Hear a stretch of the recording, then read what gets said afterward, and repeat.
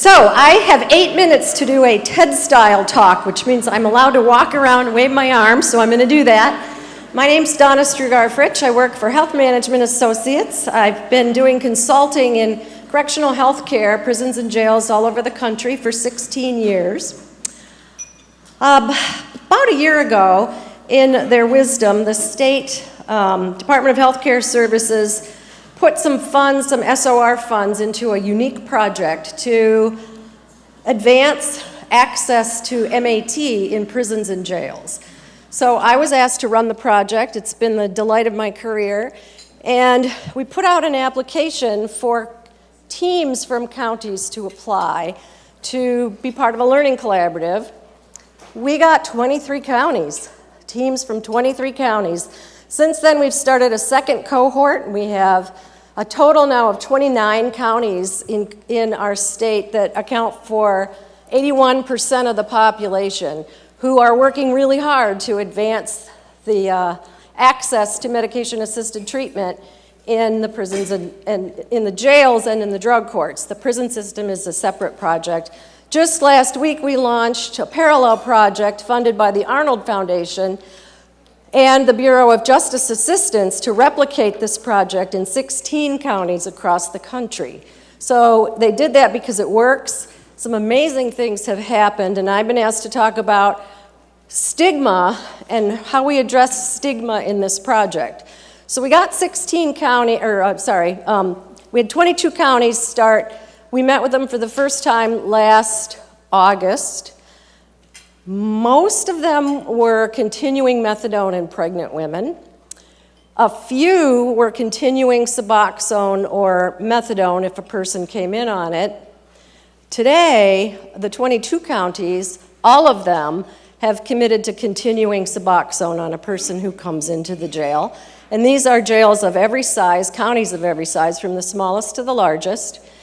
And so they're all committed to continuing, and many are also committed to inducting people onto buprenorphine in the jails, which is pretty amazing. And they're still working on there's a lot of mechanics. I don't want to make it seem easy because it's very complicated. Every jail is a unique place. The constraints of the physical plant and whether there are providers, et cetera, are pretty significant. But how did we get there? There was a lot of stigma. There was a lot of resistance.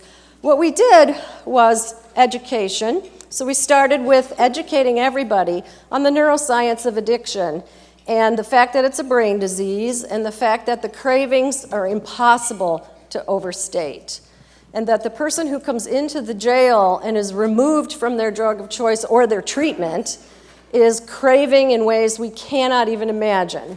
And so once we got people to understand that the cravings could be managed with medications and that the medications were in fact our best tool to be able to calm the person's craving and return them to a state of mind that would enable them to participate in treatment, the barriers started to fall.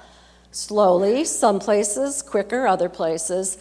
But we also educated our stakeholders in this unique group about the fact that there's a case for treating addictions in the criminal justice setting. These people are the people with the most advanced addictions who aren't dead yet, and they're a public safety risk. And so if you treat their addictions, you win twice. You treat the addiction and return the person to a normal state of functioning as a productive human being, and you reduce crime. So you win twice.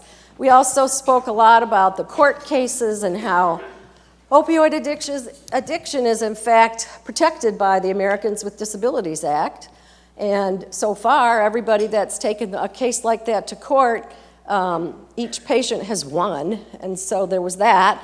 We also were able to show our sheriffs and our jail administrator partners that the National Sheriff's Association stands behind the treatment of addiction in jails with every form of FDA-approved medication in a situation that is designed for the individual, by the individual and their doctor. So all of that really started to help us with a lot of the stigma, but there was still a ton of stigma. Each So it was mentioned earlier that in the jail setting, the person is actually, in the criminal justice system, the person has different personas to different parties. So in the jail, the person to the healthcare providers is a patient. To the jailer, the person is a prisoner. To the courts and probation, the person is a defendant. And all those people are right. So our processes had to respect all of that. But I'll say that each of those parties brought their own resistance. The healthcare providers in the jail, this person's an addict, this person's going to jam up my schedule drug seeking. And the jailers, where this person is a risk for bringing in contraband to my jail. And the courts and probation were many of the opinion that that person's not clean if they're using buprenorphine. That doesn't count. They can't be in my drug court. They're not clean. It's not okay. And so what we did was invite it. We just invited it. And we let everybody talk about everything that was of concern to them, and we started to understand it and capture it, and we presented at one of our convenings a panel on stigma and resistance, and we had a judge and a doctor and a probation person, and I forget who else, but we threw at them all of the really tough questions that we had gotten all along, and we just faced it dead on and talked through it, and now we're to the point where we're preparing, actually the California Healthcare Foundation is preparing 2 documents that are going to be published that really speak to all of the typical questions about stigma and resistance. One version is for opioid addiction in general. There's another version for the criminal justice setting. And so, for example, one of the questions or resistance points or points of stigma in the criminal justice setting is buprenorphine. You're going to give this person buprenorphine? That's just giving them taxpayer-free heroin until they get back out and can buy their own. That's not okay. And so we address that. Well, there's evidence to show that a person who has access to buprenorphine may not go into recovery, a successful recovery that first time, but that it does have an effect on their trajectory. And we did all sorts of things, just like bring it on, talk about it, let people talk through things.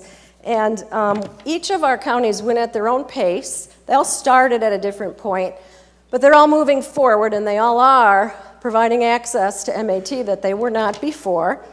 And we gave them tools, and I don't want to say that it's easy, but I will say again, everybody has moved forward, and they have further to go, and there are people in each of those counties that's receiving treatment today that they would not have a year ago. And we call that success through reducing stigma and providing education.